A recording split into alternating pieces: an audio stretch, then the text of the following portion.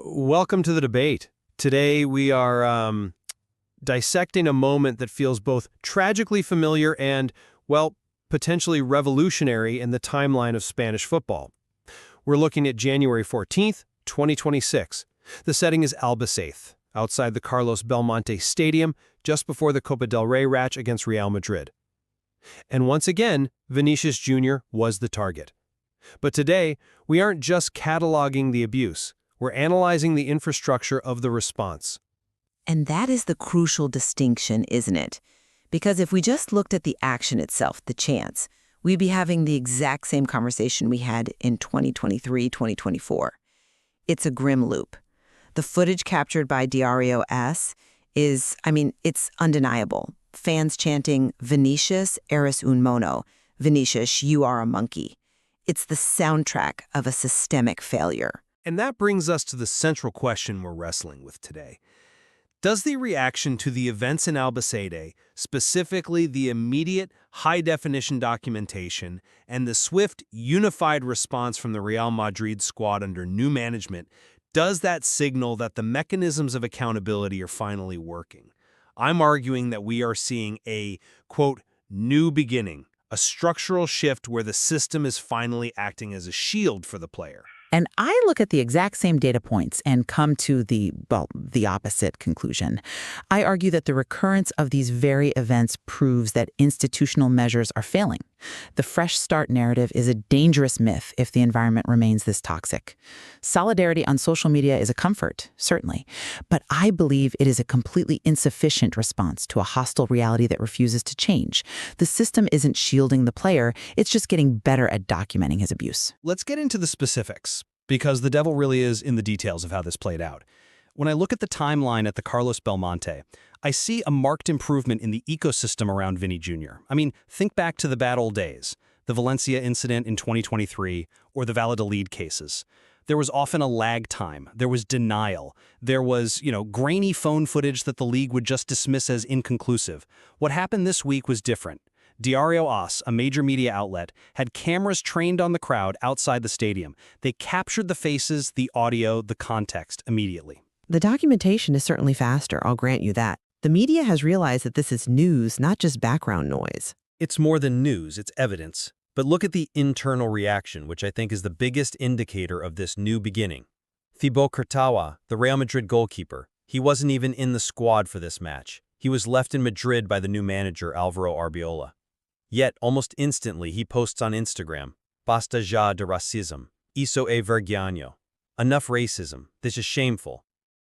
This isn't a boilerplate PR statement released 3 days later. This is immediate emotional solidarity from a senior leader who wasn't even on the pitch. It was fast, sure. It signals that the locker room culture has shifted from passive observation to active defense. And that is crucial for Vinny Jr.'s psychological safety. It suggests that under Arbeloa, the team is operating as a unified front. The message to Vinny is clear. You are not imagining this, and you are not alone. That is a massive departure from the isolation he felt years ago. I hear ya. And I do appreciate the optimism, but I have to push back hard on this. You're praising the efficiency of the fire alarm while the building is still burning down. You talk about a fresh start or nuevo comienzo. But let's look at the cold, hard reality. The chant was Vinicius eres un mono. It is the exact same dehumanizing rhetoric we have heard for years. The fact that fans felt comfortable screaming this in a public space in 2026 proves that they do not fear the consequences. But they were caught on video. Being caught only matters if it stops the next person from doing it. You point to Courtois' post as a victory. I see it as a symptom of helplessness. When one of the best goalkeepers in the world has to resort to social media to cry shame, it's an admission that the official channels failed to prevent the abuse in the first place. The source material explicitly describes these cases as recurrent. That word recurrent is the death knell for your argument. Recurrence implies that despite the hashtags, despite the new beginnings, and despite management changes, the lived experience of Vinicius Jr. remains a cycle of trauma. I think we need to drill down into that concept of the fresh start. because the source material frames this match specifically within the context of Alvaro Arbeloa making his debut as the Real Madrid coach. This isn't just a calendar change, it's a culture change. Arbeloa is a club legend. He represents the DNA of the club. The text suggests his arrival offers a promise of a new beginning that could boost Vinny. My contention is that leadership is the primary variable here. Okay, but how does a manager changing his suit on the sideline affect a drunken fan in Albacete? It changes the psychological contract between the player and the club. In high-performance sports, a player needs to feel that their organization is a fortress. Under previous management, there was often a perception, rightly or wrongly, that Vinny was left to fight these battles alone. Arbeloa is different. He's known as a fierce protector. By creating an environment where a senior player like Courtois feels empowered to speak out immediately, Arbeloa is signaling to Vinny, "We are a pack. You attack one of us, you attack all of us." And you think that stops the insults? I think it insulates the player from the damage of the insults. If Vinny feels that the institution, led by Arbeloa, is a fortress, the insults become background noise rather than a piercing wound. He knows his support system is ironclad. That allows him to perform. That's the fresh start. I see the logic, but I would frame it very differently. You're essentially applying a sort of great man theory to football management, that one strong leader can change the socio-political dynamics of a mob. I find that, well, incredibly naive. Arbeloa's control ends at the touchline. He cannot coach the behavior of the Albacete Ultras. He can coach the response to them. But let's look at the logistics. Arbeloa's first act was to leave Courtois out of the squad list, so the man who spoke up wasn't even there. If anything, that shows a disconnect. But more importantly, this narrative of the fresh start, it's actively harmful because it displaces responsibility. It suggests the solution to racism lies in the victim's morale. It implies that if Vinny just feels more supported, the racism matters less. That's gaslighting. That is not what I am saying. But it's the implication. The source material notes this abuse happened before the game, in the surroundings. Vinny walked into his workspace and was racially abused before he even clocked in. No amount of locker room pep talks changes that reality. If the external environment is toxic, the internal environment can only do so much. You're celebrating a Band-Aid on a bullet hole?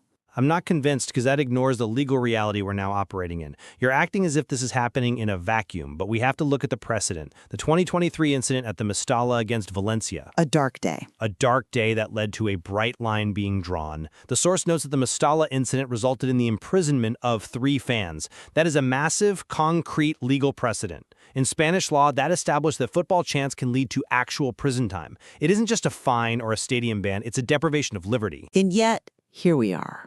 Let me finish the thought. Because of that precedent, when I see Diario Oz publishing clear video evidence from Albacete, I don't just see a news clip. I see a weapon. I see a piece of evidence in a legal chain that has already been proven to work. Accountability is now possible in a way it wasn't before 2023. The fans at Albacete might have shouted, but the machinery now exists to ensure they follow the Valencia 3 into a cell. That is the definition of systemic progress. That is an interesting point, though I would interpret that data completely differently. You look at the Valencia precedent and see success. I look at it and see the absolute failure of deterrence. How is imprisonment a failure? Because it didn't stop the Albacete fans. The entire point of the legal system, especially with hate speech, is deterrent, to make the consequences so severe that others don't do it. If imprisoning those 3 fans was such a powerful lesson, why are we here in 2026 listening to the exact same chants? Vinicius, eres un mono. Well, deterrence isn't instantaneous. It takes time to permeate the culture. 3 years is a lifetime in football. If the threat of prison was working, the fans outside the Carlos Belmonte would have kept their mouths shut. They didn't. They felt comfortable enough, safe enough, and bold enough to scream slurs in public, fully aware of cameras. This suggests that fans view the Valencia arrest as an anomaly, a glitch, not the new rule. The recurrence cited in the text is the strongest evidence that the legal system is reacting, not preventing. But you're demanding the impossible, the instant eradication of human prejudice. The law can't stop a man from having a racist thought. It can, however, punish the action. The progress here is that the media is no longer complicit. In the past, this might have been ignored or called banter. Now it's headline news. That visibility is the precursor to justice. Or the system is just commodifying the outrage. Which leads us to the nature of the reaction itself. You placed a lot of stock in Thibaut Courtois' statement.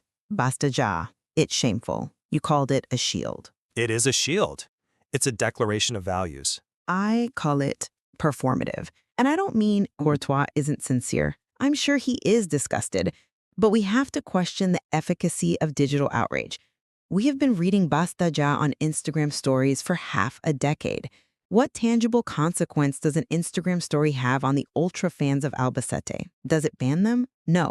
Does it fine the club? No. It makes us feel better. It makes the club look good. But it doesn't stop the chanting. I think you're underestimating the power of social contagion in a positive sense. When a figure like Courtois speaks out, especially when he's not directly involved, it signals to the younger players, to the academy, to the entire fan base that this is the non-negotiable standard of the club. It breaks the isolation Vinny Junior felt in previous years. Solidarity is nice, but safety is better. But solidarity creates safety. If Vinny knows that even the players sitting at home are watching and defending him, that reduces the psychological toll of the abuse. That isn't performative, that's restorative. Restorative for whom? For the player, perhaps, momentarily, but it essentially privatizes the solution. It says, we will support you through this abuse, rather than we will stop this abuse. The fresh start under Arbeloa, the Instagram post, none of this prevented the attack. It is reactive crisis management. Until the league takes drastic action, docking points, closing stadiums, these Instagram posts are merely PR band-aids. The fact that we're celebrating a teammate saying racism is bad just shows how low the bar has truly sunk. I don't think the bar is low. I think the bar is finally being raised. The combination of new leadership, legal precedents, and immediate unified condemnation creates a pincer movement. You have the legal threat on one side and the cultural solidarity on the other. It's not a magic one, no, but compared to where we were, where denial was the standard response, this is progress. And I maintain that progress is measured in silence, the absence of the chant. As long as the chant exists, the structure is failing. Let's look closer at the specific mechanism here, because the geography of the hate matters. The report specifies this happened in the alrededores, the surroundings. This is a crucial distinction. Inside the stadium, clubs can be sanctioned heavily for what happens in the stands. Outside, it becomes a matter of public order. And why is that a victory for your argument? Because the fact that the hate has migrated to the streets suggests the stadiums are becoming hostile to racists. They're being pushed to the margins. They know they can't do it inside without getting caught and banned, so they do it outside. It shows the pressure inside the venue is working. Pushed to the margins? The surroundings of the stadium are the heart of the matchday experience. That's where the team bus arrives. If a player cannot safely travel from the hotel to the locker room without being dehumanized, the sanctity of the stadium interior is irrelevant. You're celebrating that the racism has moved 100 meters to the left. That's not a victory. That's a displacement. It's a tightening of the net. It's a loophole. And notice the video was captured by Diario AS, a sports outlet, not a police body camera. It fell to the press to document the crime, not the authorities to prevent it. If the public order policing was effective, those fans would have been dispersed before the chant could even gain momentum. Instead, they stood there and screamed mono. But the press is part of the ecosystem of accountability. The fact that Oz is looking for this, documenting it, and publishing it is part of the solution. And regarding the team bus, this is where Arbeloa's role becomes critical again. A new beginning implies a tightening of protocols. I would argue this incident will force the club to demand better security perimeters. It's an iterative process. We learn from Albacete to protect Vini in the next city. We have been learning for too long. We learned from Mallorca, from Valladolid, from Valencia. At what point does the learning translate into a reality where a black player isn't called a monkey? You keep returning to Arbeloa and this fresh start. I find it fascinating that the hope is pinned on a new manager rather than on a structural indictment of the opposition fans. It feels like we are asking Real Madrid to solve a problem that belongs to Spanish society. We are asking Real Madrid to protect their asset and their human being. And I argue they are doing so better than ever before. Courtois' statement was personal, vergonzoso, shameful. That carries emotional weight.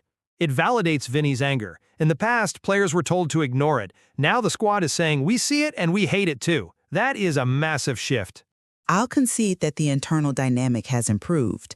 The days of gaslighting Vinny and his own club seem to be over, but my focus is on the result. And the result on January 14th, 2026, is that a young man went to do his job and was racially abused by a mob. The solidarity of his co-worker is nice, but it didn't stop the mob. The video is useful, but it didn't silence the mob. The fresh start is a slogan. The racism is a practice. And right now, the practice is winning. But the practice is being criminalized. That is the key difference. The mob might feel bold in the moment, but when the subpoenas arrive based on that video, their boldness will evaporate. We saw it in Valencia, we will see it in Albacete. The wheels of justice grind slow, but they grind exceedingly fine. They grind too slow for the victim who has to hear the slur today. We're approaching the end of our time. Let's move to our closing thoughts. I look at the events in Albacete and I see a system that is, finally, responsive. We have immediate video evidence, we have immediate solidarity from senior players, we have a new manager representing a cultural reset, and while the act of racism is abhorrent, the reaction to it shows that we have the tools to punish the perpetrators and support the victim. The new beginning is real if the legal system uses the evidence provided. And I look at the same events and see a tragic loop. The recurrence of that specific chant, Vinicius Junior, proves that racism in this league is a chronic condition, not an acute crisis you can solve with a jail sentence here or an Instagram post there. As long as players are subjected to this abuse before they even enter the arena, talk of a fresh start is premature. The video evidence is irrefutable, yes, but until the environment itself changes, we are merely documenting abuse, not ending it. It's a sobering discussion and one that hinges on the video captured by Diario AS. That footage is the pivot point. Will it be a tool for justice or just another archive of hate? That is the question. And the answer will determine if 2026 is truly any different from 2023. Thank you for listening to the debate. Until next time.